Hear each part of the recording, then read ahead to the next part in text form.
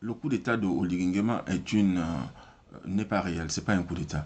Oligui Nguema est un poltron, il n'a pas fait de coup d'État, il a seulement profité de la situation compte tenu du coup de fil qu'il avait reçu de la France, notamment des gens comme proches de Robert Bourgi et de la présidence de l'Élysée, qui était on ne peut pas laisser Ali Bongo continuer à gérer le pays avec cet handicap. Donc, quelque chose devrait se faire. On l'a juste isolé dans une chambrette et c'était comme cela qu'ils ont prononcé un discours au soir du 30 août 2023. Donc, Oligui, s'il avait vraiment fait un coup d'État, ça aurait été un coup d'État lorsque Ali Bongo faisait encore ses jeux de jambes, était contre André Mbaobam lorsqu'il était tout en forme.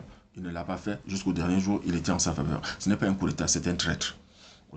Oligui n'a pas fait coup d'État. C'est quelqu'un qui, on l'a appelé, mais ça, vous ne pouvez pas laisser un handicapé diriger un pays, quand même. Sauver l'image au moins du pays. Donc, il était là, il n'a pas fait de coup d'État. On l'a juste isolé, on lui a dit comment faire, et c'est ce qu'il a fait. On a dit, bon, qui peut représenter une transition là? On a dit c'est lui. C'est une transition.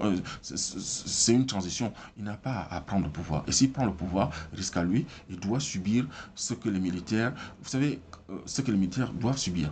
Vous savez, un civil, lorsqu'il prend par des mesures démocratiques le pouvoir, même s'il est arraisonné, même s'il est mis à l'écart, ce sera quand même de façon élégante. Mais un militaire, il doit être abattu sans pitié, sans rien d'autre. C'est ce qui se fait avec les militaires.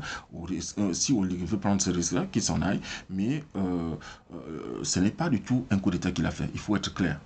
Et il ne sort pas de prison tous ceux qui ont défendu comme Kelly Ondor, le Gabon, ont tenté de faire un coup d'État, bien que de façon maladroite, il les a fait éliminer. Oligui, c'est pas quelqu'un qu'on peut dire oui, il a fait quelque chose de noble.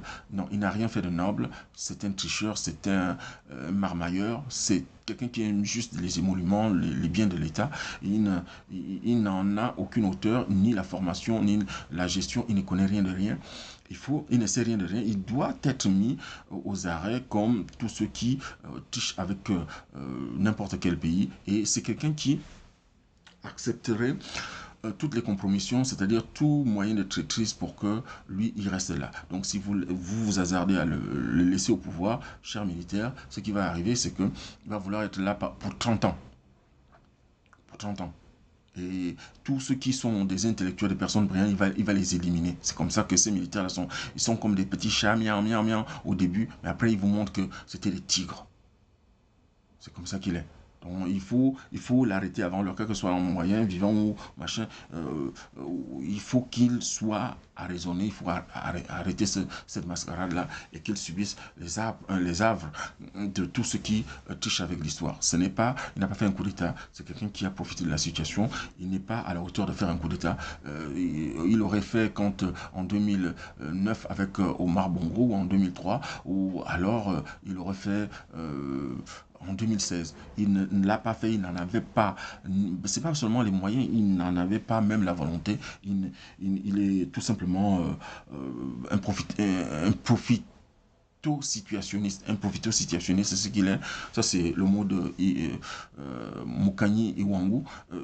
C'est un profito-situationniste qui veut protéger ses oncles et tous les riches que le Bongo a rendu, tout ce que le Bongo a rendu riche.